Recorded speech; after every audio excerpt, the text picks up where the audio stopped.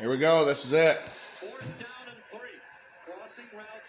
Fourth down and 3. Michigan must convert or the game is over. McCarthy drops back. It's complete. Gash gets out of bounds. Getting closer to that field goal range. There's 53 seconds left in this game. Michigan is out of timeouts. They are at Illinois' 37-yard line. These two teams, wow, a battle in the trenches all day long. Michigan without some key pieces in this game. But no excuses. McCarthy airs it out. Ronnie Bell got a flag. It was a big pass down the sideline, and he was being held. Pass interference, defense.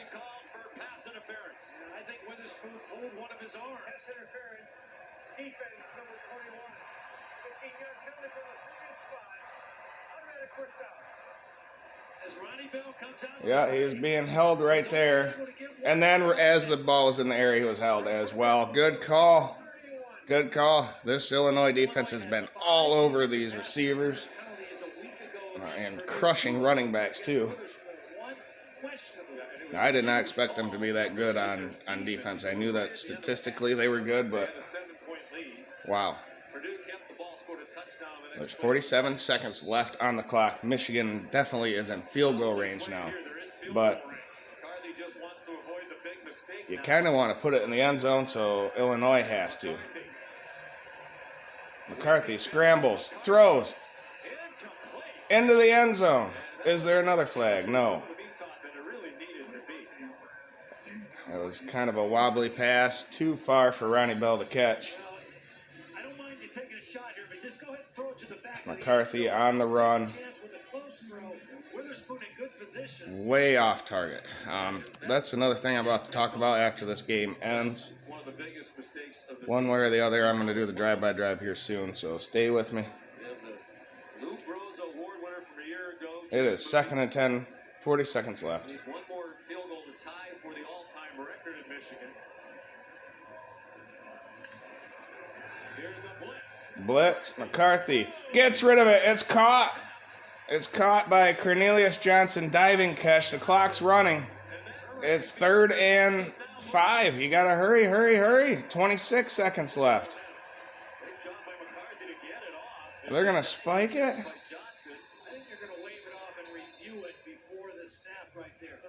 Okay, they're going to review the catch.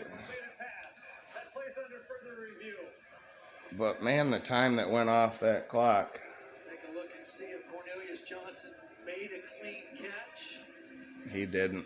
The ball hit the ground, which helps Michigan. The clock will go back to 30-some seconds. And it'll be 3rd down and 10. Let's bring in Matt Austin. What do you think, Matt? Well, I don't think he had firm control before the ball. No, you can see there it's in. But again, is it enough to overturn? Is it indisputable? No, it's his to ground. He does not have that ball. At the end of the day, Todd, I don't think it's a big a deal. It's a 5-yard play. And I think they've gotten to the point now where it's going to come down to a Moody field goal. And with his skills, the 5 yards. So now you might want to just run the ball, eat the clock down, and kick the field goal. Will Illinois will have to call a timeout the minute the run is over to save themselves some time for their own field goal try if Michigan makes this. But it comes down to Money Moody, the Lou Groza Award winner from last season.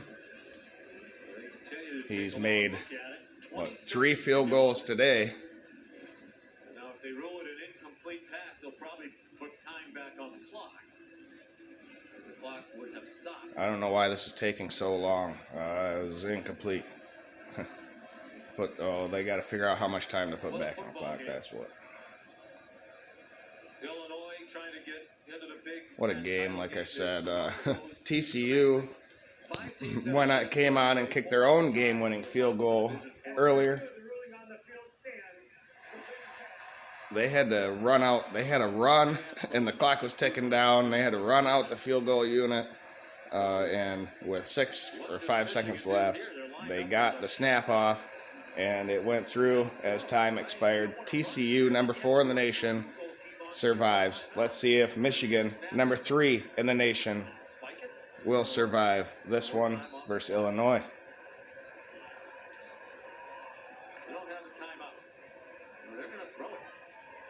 And it was batted at the line, incomplete. There's 13 seconds left. It's 4th and 5 now. Yeah, I don't understand that call. There's a few calls in this game. I just don't understand that 3rd and 9 run earlier in the game. What are you doing? I know JJ didn't have a good game. Here it is. Jake Moody. He's 36 of 37 from under 40 yards in the last 2 seasons.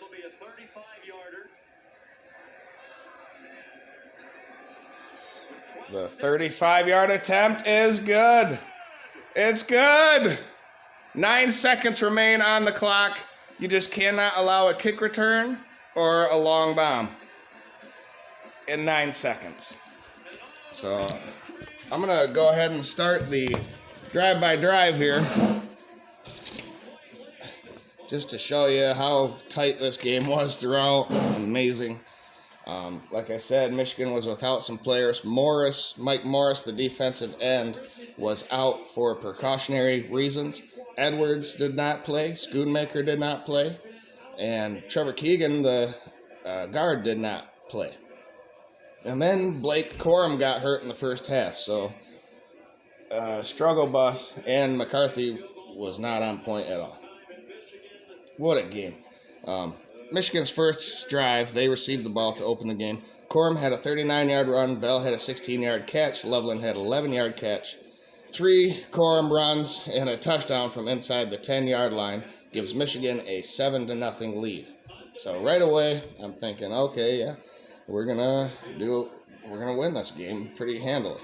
Well, and then especially after on Illinois' first drive, they went 3 and out, but they punted it down to the Michigan 3-yard line, and Michigan couldn't go 97 yards. They did have a 41-yard catch and run from Corum. Stokes had a 15-yard run, and then that 3rd and 9 run I was talking about. What is going on? Why do that? You need 9 yards and you hand it off. But Michigan had to punt. Illinois' second drive, 3 and out. Michigan's third drive, a 3-and-1 was stuffed, and then a 4th-and-1, Corum gets it, barely, and then 2 incompletions by McCarthy. He's overthrowing everybody. It's like he doesn't want to put it on target because he's fearing that big interception or that letdown. He's not playing free. Here we go. Illinois drops back. They lay it down to Chase Brown at the 40. He gets to the 45, and time expires. Michigan won the game. Wow. Survive and advance. Ohio State is next. Hopefully people are healthy. For both teams are without some people. Ohio State will play here coming up at 3:30. On Illinois' third drive, Miles Scott had a 10-yard catch. Brown had 2 runs for a first down. Wide open drop by Scott that probably would have been a touchdown. Blown coverage there. 3rd and 6, Williams had a 7-yard catch, so they're just moving the ball down the field. And then 3rd and 4, a 3-yard catch, which made a 4th-and-1, and it was stuffed by Mason Graham, the freshman. He's going to be a monster here in the future. On Michigan's fourth drive, a 3rd and 7 holding, and then a 3rd and 17 false start made it 3rd and 22, and Corum ran it for 9 yards, and Michigan punted.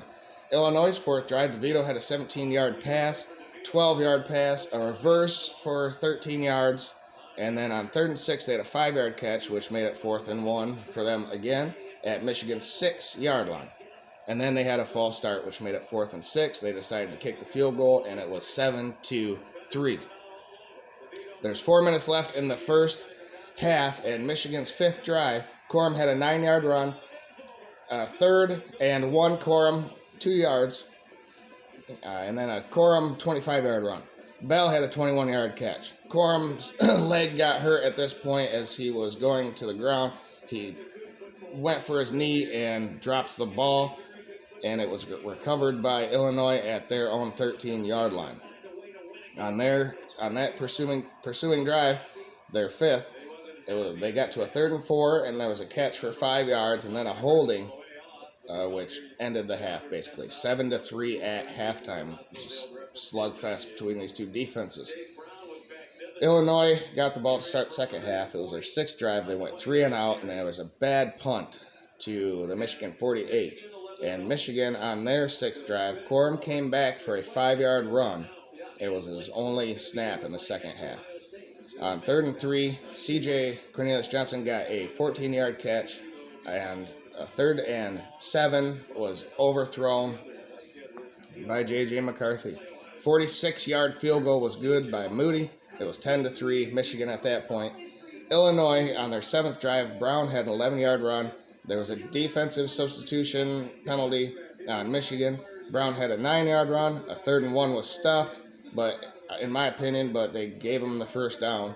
They didn't even measure it with the chains. DeVito had a 17-yard pass to the Michigan 16, and on 3rd and 2, Brown had an 8-yard touchdown run. It was 10-10, tied up at that point. Michigan's 7th drive, Stokes with a 7-yard run. 3rd and 5, Stokes had a 9-yard run. On 3rd and 10, Gash had a 19-yard catch. On 3rd and 9, McCarthy had to scramble only 3 yards. 4th and 6, McCarthy thought he had a free play.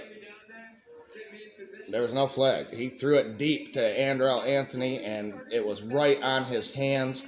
It went through his hands. Anthony should have caught that ball. It would have been a touchdown for Michigan. Instead, it was a turnover on downs. Illinois on their 8th drive. Washington had a 16-yard catch. Brown had a 10-yard catch. Brown had a 37-yard touchdown. Marched right down the field, took the lead. 10-17 at that point. And Michigan's 9th drive, Loveland had a 12-yard catch.